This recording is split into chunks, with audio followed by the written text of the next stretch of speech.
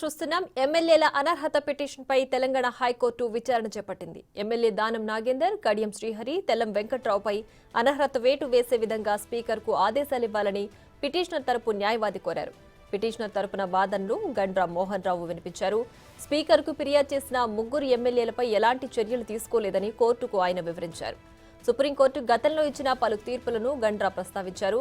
వాదనలు విన్న న్యాయస్థానం తదుపరి విచారణ ఆగస్టు 1కి వాయిదా వేసింది.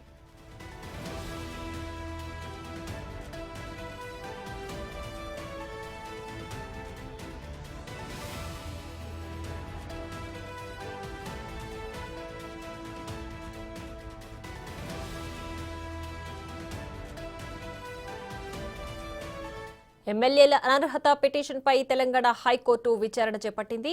ఎమ్మెల్యే దానం నాగేందర్, కడియం శ్రీహరి, తెల్లం వెంకట్రావుపై అనర్హత వేటు వేసే విధంగా స్పీకర్కు ఆదేశాలివ్వాలని పిటిషనర్ తరపు న్యాయవాది కోరారు.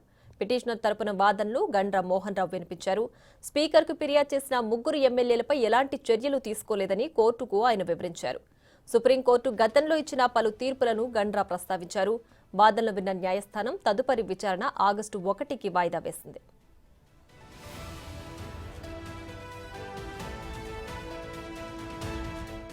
మరింత సమాచారం మా associate input editor Nagesh phone లైన్లో అందిస్తారు. నగేష్, చెప్పండి, ముగ్గురు ఎమ్మెల్యేలపై అనర్హత వేటు వేసే దానిపై విచారణ చేసి ఆగస్టు 1కి వాయిదా వేశారు కదా, దీనికి సంబంధించి పూర్తి డీటెయిల్స్ ఏంటి?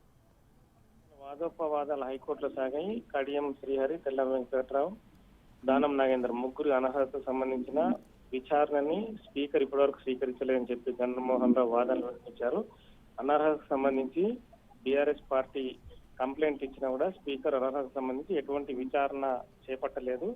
విచారణ చేపట్టకుంటే వాళ్ళకి సంబంధించిన అర్హత ఎలా ముందుకు వెళ్తుందని చెప్పి కూడా కోర్టు ప్రశ్నించారు. కానీ వాళ్ళు తీర్పులన్నింటినీ కూడా ప్రభుత్వం తరఫున, స్పీకర్ తరఫున కూడా వాదనలు హైకోర్టులో జరిగాయి. ఎందుకంటే సుప్రీంకోర్టులో గతంలో జరిగిన వివిధ రాష్ట్రాల్లో ఎవరిపైన అనర్హత వేశారు, వాళ్ళకి సంబంధించిన అంశాలేంటి, స్పీకర్ కి రాజ్యాంగ పవర్ ఉంటుంది కాబట్టి అతను తీసుకునే విచక్షణ అధికారంగా ఫైనల్ గా ఉంటుందని చెప్పి కూడా ప్రభుత్వం తరఫున వాదనలు కొనసాగాయి. ఎందుకంటే విచారణ వాళ్ళపైన అనర్హత వేయడం అనేది కూడా రాజ్యాంగ పరిధికి లోబడి ఉంటుంది.